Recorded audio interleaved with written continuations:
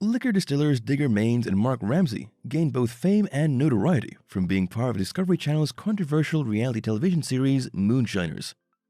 Over the years, they were producing an illegal alcoholic beverage known as moonshine, and it would only be a matter of time before they were caught by the authorities. However, although rumors of them being arrested would come and go, viewers have yet to see or even hear of an actual arrest warrant served on them, or them just even getting a slap on the wrist. The bigger question was why these two business partners and friends continued to incriminate themselves on TV while engaging in apparently illegal activities. Before they joined any television series, Eric Digger Maines and Mark Ramsey were just regular Joes with regular jobs. However, they both shared the same hobby, which was making liquor, specifically moonshine. Here are some interesting facts about the two moonshiners. Digger grew up in the tiny town of Smoky Mountain in Newport, Tennessee. When he was about 14 years old, he reached out to a friend's father, who was a stills builder, and asked to be taught how to make liquors. Amused by his interest, the man told him to come back when he was no longer a minor, and to ask his father's permission first to be allowed to hang around with someone like him. Back then, Digger said that liquor making was seen as immoral, and no good man would have allowed their kids to be involved with people who did that for a living. He was given permission by his father when he reached his 18th birthday, so he went back to the old still builder and learned the technique. Digger said that his father probably thought he wouldn't stick with it. At that time, he worked at his family's funeral parlor as a licensed embalmer. However, by night he was moonshining, not to earn more money, but because he had great admiration for the old folks in his town who made liquor. Digger was simply fascinated with the whole process of making moonshine. Earning extra money was good, but it wasn't what lured him. In fact, he said that most moonshiners were known as reliable pillars of their small community. Digger next met one of the most popular moonshiners in history, Marvin Popcorn Sutton. Most people, even those from Discovery Channel, thought that Popcorn mentored Digger to make moonshine, but the reality was that it was Digger who assisted Popcorn when the latter built his first 500-gallon still, about 1,800 liters. He said that the working relationship was about sharing information on how to make moonshine efficiently, and was an equal partnership between friends, which produced great tasting moonshine for about 2 decades. The partnership only stopped working when Digger walked away from all of it. At that time, Popcorn was hell-bent on flaunting what they did for a living, and it became dangerous. Digger said he wanted to raise his kids without worrying about the authorities knocking on his door. He had fun, but said it was time to be mature about life and avoid the possibility of jail time. True enough, Popcorn was subsequently convicted of serious offenses associated with moonshining, as well as illegal possession of a firearm. He might have become a legend, with many documentaries centered on him, but he's no longer around to enjoy such a possibility. In 2009, he committed suicide by carbon monoxide poisoning, apparently to avoid federal jail time. Certainly a sad ending to an interesting life. Mark Ramsey came from the forested area of East Tennessee, where he learned the art of moonshining at an early age from local whiskey distilling experts in town. He started building stills when he worked on the legendary moonshiner Popcorn. Making different types of stills needed a lot of patience, but he learned from the best, so his creations were second to none. Over the years, Mark earned the title of the King of Tinkering, as he developed a reputation for building one-of-a-kind stills. He used combined techniques he learned while growing up from experts in the East Tennessee mountains, whose methods were handed down through generations. McGill Entertainment, one of the biggest independently owned non-scripted TV production companies, chronicled the lives of the people behind the art and business of moonshining in the reality TV show simply called Moonshiners. Moonshine was a term used in the past to describe high-proof liquor that was made without government authorization and was distilled at night under the moonlight to avoid being caught, hence the word moonshine. However, these days, some legal distillers use the word to label some of the liquor products. The TV show premiered on the 6th of December 2011, and as with many reality TV series, has raised many questions about its authenticity. It was supposed to be about individuals who went deep into the woods of Appalachia, defying the law, rivals, and nature itself to keep the centuries-old tradition of craft whiskey alive. The cast developed great techniques to avoid the authorities, so nobody was convicted of illegal activities, but others accused the docuseries of being scripted and staged. When Magilla Entertainment was looking for legit moonshiners, it was Mark who was quite interested in joining. Digger was hesitant to be part of the new show, but his best friend convinced him, agreeing at that time only because he initially thought the TV series wouldn't last more than a few programs, at the most a season.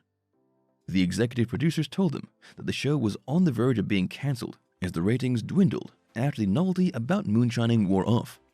They told Digger and Mark that they were trying to ramp up the interest again by engaging the two of them, who were known legitimate associates of Popcorn.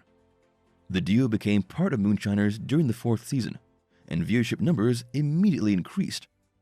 When the 5th season was aired, it was reported that the ratings went up again, and they were back on top. It was the 6th episode of the 4th season of Moonshiners that the viewers first saw Digger and Mark. They were fixing a damaged 200-gallon, or about 700-liter Tennessee-made old copper still. The narration in the background said that while they were friends for about 35 years, they hadn't brewed anything together for the last 10 years. They said that the poor quality they saw on the store shelves was enough reason for them to do something about it.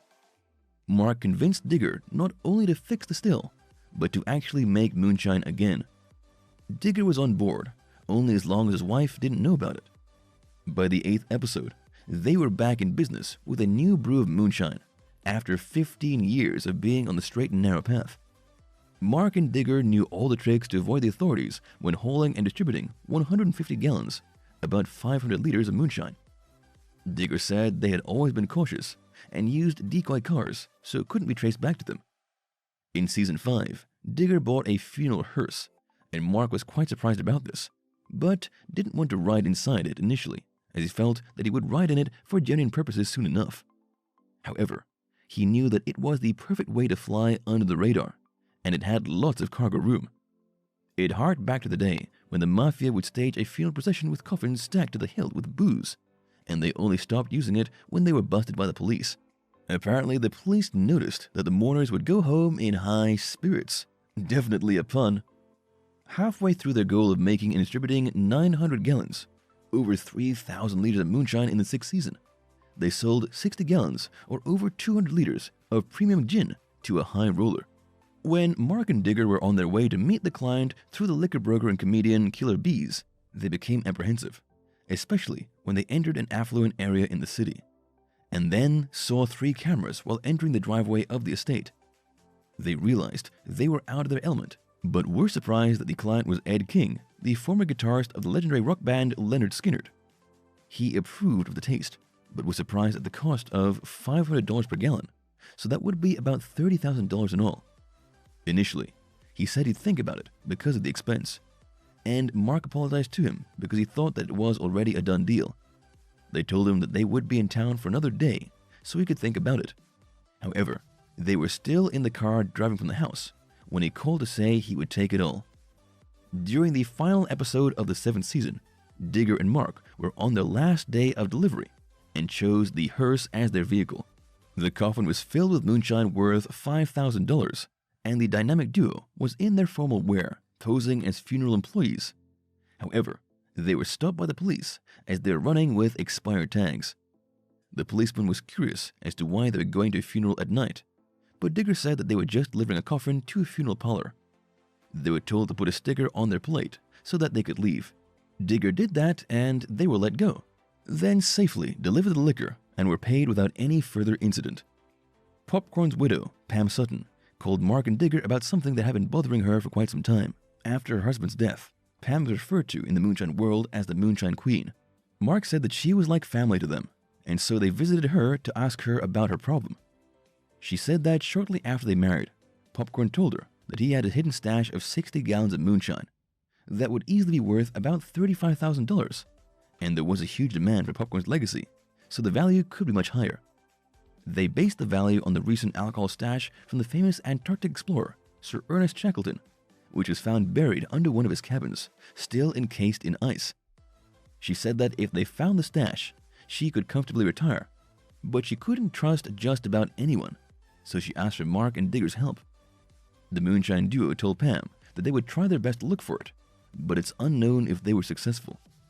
During the 8th season, Mark and Digger tried a new recipe by mixing their high-proof cherry vanilla moonshine with sipping cream. Mark said he wouldn't have done it previously, as he wouldn't have been open-minded about mixing these kinds of flavors. He further said that 20 years ago, he would have escorted anyone to the door who requested that kind of moonshine. However, they needed to keep up with the times and develop something that would be appropriate to the new generation of liquor drinkers. Digger said they had to do that to survive, and that they should expect more changes in the next 5 years. When Popcorn's widow called them about the legendary Moonshiners' hidden stash, they both realized they had to make something that would be valuable in the future, perhaps when they were already gone. Mark jokingly said that the future widows could blow the money they would get from it on their new man, or worse, a gigolo. They had all the best ingredients, as it would serve as their long-term investment. However, they had a difficult time connecting the tubes, as they'd swollen due to constant use, so they had to make adjustments right there and then to make it work again. They said the good thing about their work was that they really liked each other, so they didn't get easily annoyed if things didn't work out right. The moonshine they made was about 53 gallons, close to 200 liters, and placed in oak barrels so it would be preserved for future use, aging the bourbon to perfection for at least 3 years, and that would make it even more valuable. The bourbon would be their legacy to their wives, children, and grandchildren, or could be used as a great retirement money for the two of them. Some rumors again surfaced that the two were arrested, but it was proven false since there was never any record, even once, of their arrest for moonshining. Most of the fans believed that the rumors would now and then pop up because they were shown on TV engaging in illegal activities. Mark and Digger said in the series that the moment you light up still, you'd already broken the law, and it was for this reason that people found it ridiculous that not one member of the cast was arrested over the years in relation to the moonshine business. Some of them did spend some time in jail, but for reasons unconnected with making the illegal liquor. Apparently, the authorities needed to catch them in the act of making the moonshine. Otherwise, there would be no evidence to prove that they made the liquor themselves. So, everything that the fans saw on Moonshiners was filmed several months before it was aired on TV, never on the spot. Back in 2012, the Virginia Department of Alcoholic Beverage Control said that if there was an illegal activity going on, the Virginia Bureau of Law Enforcement would have already taken action. What they did back then was to ask the TV producers to place a disclaimer that it was just a dramatization, but that request was ignored at the time. Although in recent seasons, the producers did insert a disclaimer at the start of each episode to the effect, anyone making moonshine risks life-threatening injury or time in prison. Do not attempt any of this at home. Also, most of the moonshiners featured in the show were actually licensed distillers, so there was no reason for them to be arrested. In essence, the show was in fact mostly just a dramatization. Historically, making moonshine was considered illegal, primarily because it became untaxed sales. If those moonshiners had acquired the necessary permits and paid the right tax associated with the product, they didn't break any law. No one could be arrested with just the videos aired on TV as evidence. For example, Mark and Digger could easily swear there was only water in their stills. Besides, chasing bootleggers these days is no longer a priority, unless they started selling moonshine to minors. Otherwise, it would be a waste of time for the local authorities to run after them, with very little hope of success. Thank you for spending some time with us. Make sure to like and subscribe so you never miss another video. We also handpick these videos which we recommend you watch next. You can talk to us on all social medias or ask a question in the comments below. Thank you for being with us, and we'll see you back tomorrow.